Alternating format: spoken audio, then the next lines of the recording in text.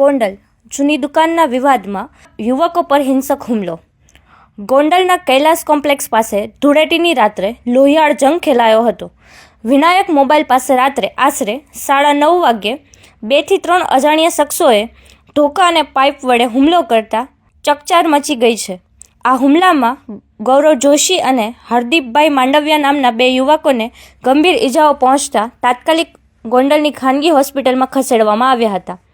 ઘટનાની જાણ થતાં જ રાજકોટ જિલ્લા એસપી વિજયસિંહ ગુર્જર સહિતનો કાફલો ઘટના સ્થળે દોડી આવ્યો હતો. ઈજાગ્રસ્ત યુવકના પ્રાથમિક નિવેદન મુજબ બીટુ જાડેજા સહિત 3 શખ્સોએ ઇનોવા કારમાં આવ્યા હતા અને નાની બજારમાં આવેલી જૂની દુકાનના વિવાદ મામલે આડેધડ ઘા ઝીકી હુમલો કર્યો હતો.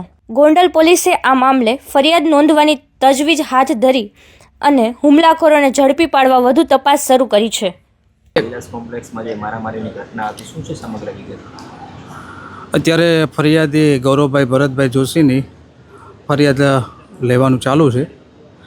પ્રાથમિક જે માહિતી એમણે આપી છે એ મુજબ બીટુભાઈ જાડેજા અને તેમની સાથે આવેલા ઇનોવા કારમાં 3 લોકોએ તેમની ઓફિસ પાસે આવીને આડેધડ તેમને ધોકા અને પાઇપથી માર મારી શરીરના પગના નીચેના ભાગે ગંભીર ઇજાઓ પહોંચાડેલી છે અને બંને હાથમાં બી ફ્રેક્ચર થયેલા છે.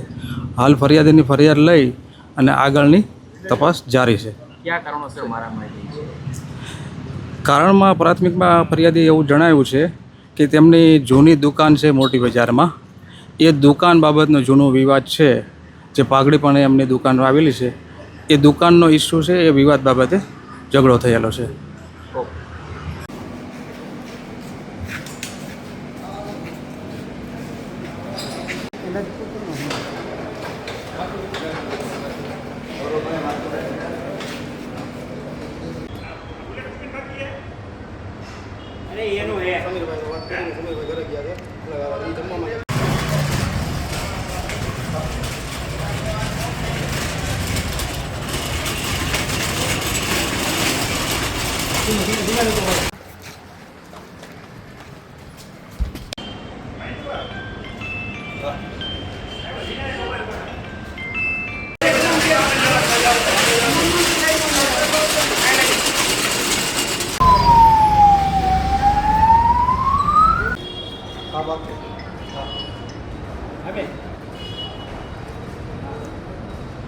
આ બુલેટ કોનું હે?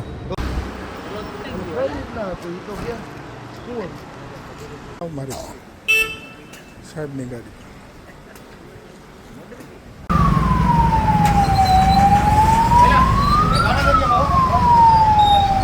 માથાકૂટ છે એમાં થઈ કઈ નથી ખબર? ના, નથી ખબર.